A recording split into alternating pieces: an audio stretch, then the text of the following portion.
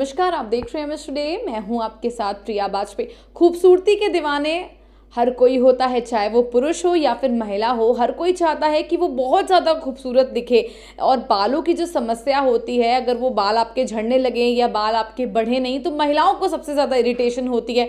और पुरुष भी सोचते हैं कि बढ़ती उम्र के साथ उनके बाल झड़ने लगे हैं, कहीं वो गंजे ना हो जाए। इस समस्या को किस तरीके से दूर करें, उसके लिए खास ट्रीटमेंट होता है लेज़र ट्रीटमेंट। हम इस पर बात करेंगे डॉक्टर सबिका जायसवाल से। आपको बता दें कि doctor Sabika Jaiswal doctors choice award में भी नॉमिनेटेड हैं। तो इनसे बात करेंगे और जानेंगे कि लेज़र ट्रीटमेंट क्या होता है। इस वक्त हम मौजूद हैं केके हॉस्पिटल में। डॉक्टर, सबसे पहले आपको congratulation. Thank you so much. अगर ट्रीटमेंट की बात करें, लेज़र ट्रीटमेंट की बात, तो लेज़र ट्रीटमेंट जो है वो बेसिकली होता क्या है? लेज़र ट्रीटमेंट स्किन से संबंधित कोई भी आपको प्रॉब्लम हो तो उसके लिए यूज़ हो सकता है। स्किन में बहुत टाइप के लेज़र्स होते हैं और हम लेज़र्स मोस्टली यूज़ करते हैं। जैसे किसी को हेयर रिडक्शन चाहिए, बॉडी पे बहुत ज़्यादा हेयर निकल रहा है, तो उसके लिए यूज़ कर सकते हैं। या आपको स्टेरॉयड एट्रोफी हो, काफ़ी बेटनोवेटमेडामा ये सब लगा के आपको वेसल्स दिखने लगे हों फेस पे, तो उसको हम आईपीएल वगैरह से कंट्रोल कर सकते हैं। और अगर आपकी सन डैमेज स्किन है या प्रोडक्ट से आपकी स्किन ख़राब हो गई है, तो लेज़र्स आपको बहुत अच्छा ऑप्शन दे सकते हैं, सॉल्यूशन दे सकते हैं। इवन अगर आपको टैटू रिमूवल वगैरह करवाना हो या पिगमेंटेशन हो या कुछ भी हो, हर चीज़ के लिए आजकल लेज़र मौजूद है। लेकिन सबसे बड़ा सवाल, सबसे बड़ा ये होता है कि बालों की ग्रोथ के लिए क्या लेज़र ट्रीटमेंट बालों की ग्रोथ के लिए भी एक बहुत अच्छा सिस्टम है? अगर हम इसको यूज़ करेंगे तो कितना ज़्यादा बेनिफिशियल होगा? देखिए, लो लेवल लेज़र थेरेपी आता है जो हेयर ग्रोथ के लिए यूज़ होता है। इसके कुछ साइंटिफिक एविडेंस है, पर ये बहुत ज़्यादा पावरफुल नहीं है। तो हमारे यहाँ भी लेज़र डिवाइस उसकी है, पर हम जनरली उसको उसलिए नहीं यूज़ करते हैं। हम mostly PRP, stem cell, GFC, mesotherapy या हेयर ट्रांसप्लांट करते हैं। बाकी जिसको वो करवाना हो वो करवा सकता है, पर personally I don't recommend it.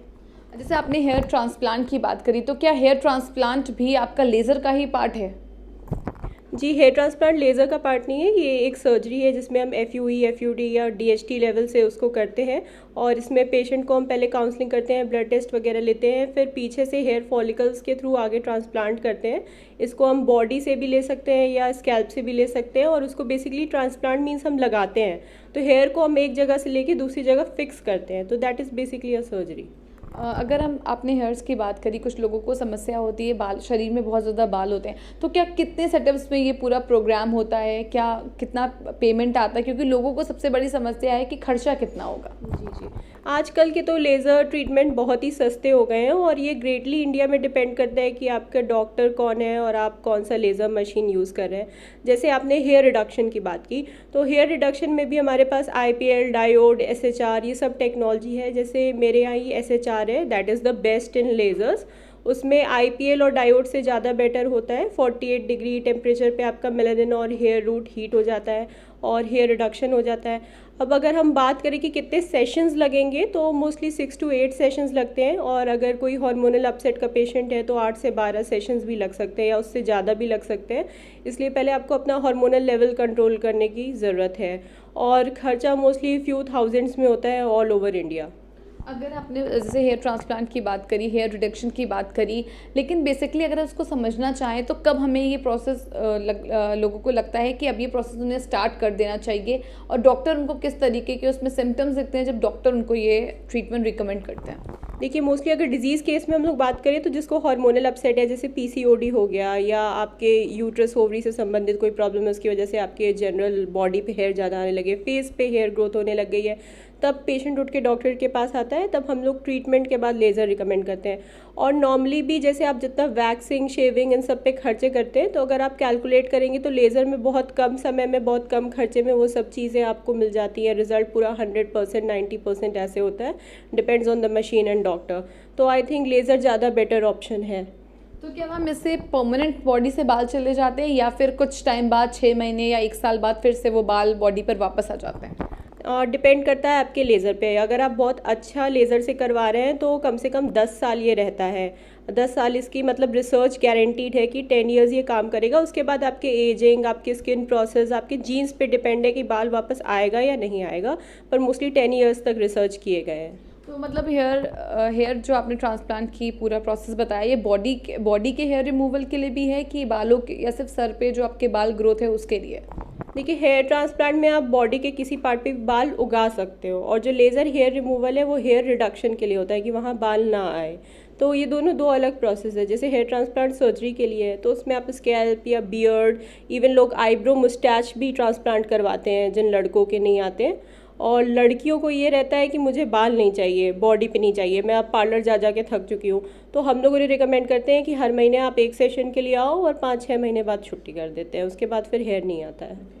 तो मैम इसके सिम्टम्स क्या होते हैं? अगर हम पहले ये समझ लें कि अगर हमारी बॉडी में एक्स्ट्रा ग्रोथ हो रही है हेयर्स की, तो उसके प्रिकॉशंस हम क्या लेना शुरू कर दें? क्या डाइट में भी कोई बदलाव करने पड़ते हैं? देखिए, पहले तो ये चेक होता है कि नॉर्मली आपकी हेयर ग्रोथ वही है या फिर आपको हार्मोनल अपसेट हो गया है। तो उसके लिए आपका जो भी डर्मेटोलॉजिस्ट होगा वो कुछ टेस्ट रिकमेंड करेंगे, और अगर वो पॉजिटिव आता है तो पहले हम उसको प्रॉब्लम को ठीक करते हैं, उसके बाद हम लोग लेज़र्स पे जाते हैं। जैसे डायरेक्टली लेज़र टच करना is not a good option, तो इसलिए हमेशा पहले प्रॉब्लम डायग्नोज करिए और उसके बाद लेज़र ट्रीटमेंट करवाइए। कोई सिम्टम्स होते हैं स्टार्टिंग में कि जो बॉडी में दिखने लगते हैं, या डाइट को अगर हम खाएं, ऐसी डाइट अपनी डाइट में शामिल करें, खाना पीना शामिल करें, तो उससे वो थोड़ा सा कम हो जाए, फिर हम डॉक्टर को कंसर्न कर सकते हैं? हाँ, अगर आप हेल्दी डाइट पे जाते हैं तो आपके हार्मोन्स रेगुलराइज हो जाएंगे, वो इतने ज़्यादा अपसेट नहीं रहेंगे, तो हेयर ग्रोथ थोड़ी स्लो हो जाएगी। जैसे पीसीओडी और हार्मोनल अपसेट के पेशेंट्स में आप स्पीयरमिंट टी वगैरह दे सकते हैं, जो नेचुरल एंटी एंड्रोजन है, उससे हेयर थोड़ा कम निकलेगा, तो वो भी आप कर सकते हैं, पर लॉन्ग टर्म सोल्यूशन लेज़र ही है।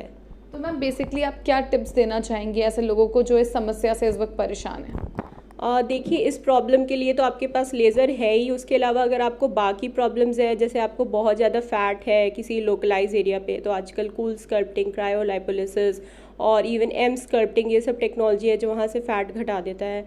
अगर आपने टैटू बनवा लिया, आप उससे बहुत ज़्यादा परेशान हैं, तो इवन हमारे पास टैटू रिमूवल के लेज़र्स हैं जो पिगमेंटेशन, यानी जो आजकल महिलाएं झाई से प्रॉब्लम रहती है उन्हें, वो भी हटवा सकती हैं। स्किन टाइटनिंग चाहिए, आपने फैट रिडक्शन सर्जरी कराई है, आपकी स्किन लटक रही है, आपको अब और सर्जरी नहीं करवानी है, आपको नॉन सर्जिकल ऑप्शन चाहिए, तो भी आप उस पर लेज़र करवा सकते हैं, आपकी स्किन टाइटन हो जाएगी।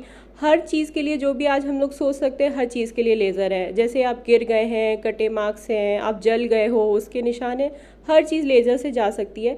इवन आफ्टर प्रेगनेंसी जो मॉम्स आती हैं हमारे पास की स्ट्रेच मार्क्स है, ये वो है, सब खत्म हो जाता है लेज़र से।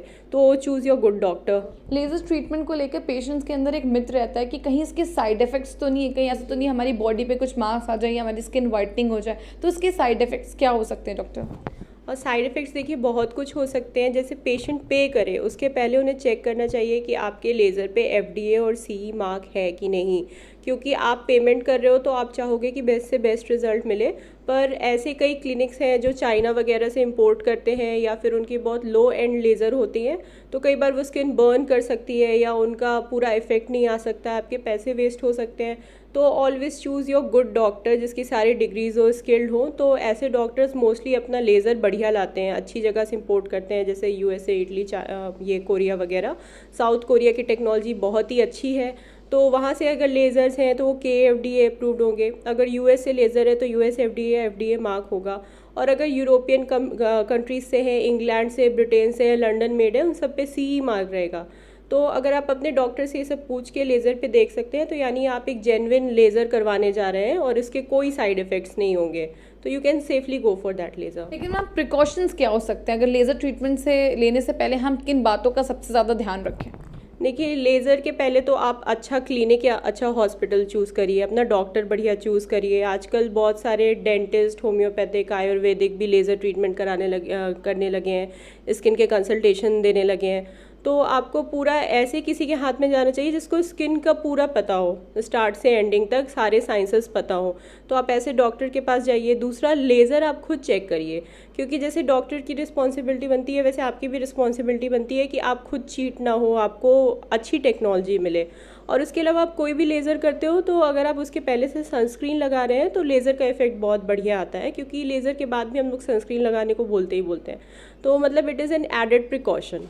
क्या लेज़र ट्रीटमेंट के बाद कुछ ऐसा काम है जो नहीं करना चाहिए? क्या प्रॉपर हम धूप में ना निकलें, या हम ज़्यादा किचन में जाके ज़्यादा काम ना करें, या हम घर का ज़्यादा काम ना करें? क्या ऐसे कुछ स्टेप्स होते हैं जो फॉलो करने पड़ते हैं? ऐसा तो मोस्टली नहीं होता है। अब जैसे किसी ने फ़ैट लॉस लेज़र कराया तो उसको बोलते हैं कि अब ये ज़्यादा अभी खाना नहीं है या तुरंत कोई एक्सर्शन वाला एक्सरसाइज नहीं करना है। किसी ने हेयर रिडक्शन लेज़र कराया तो उसे कहते हैं कि अभी बॉडी स्क्रब नहीं करो, पॉलिशिंग मत करवाओ, ये सब मत करो जिससे स्किन इरिटेट हो, इन्फ्लेम हो, रेड हो जाए, जिससे पेशेंट को ही प्रॉब्लम आए। और ऐसा जनरल और कोई प्रॉब्लम नहीं है, मतलब हर लेज़र्स के अपने अलग सेट ऑफ रेगुलेशंस होते हैं, जो भी आप करवाओगे उसके हिसाब से। तो मैम क्या जो पेशेंट्स आते हैं क्या उनकी बॉडी में किसी तरीके का लेज़र का कोई इफेक्ट देखने को मिलता है जो अन्य जगहों से आपके पास आते हैं?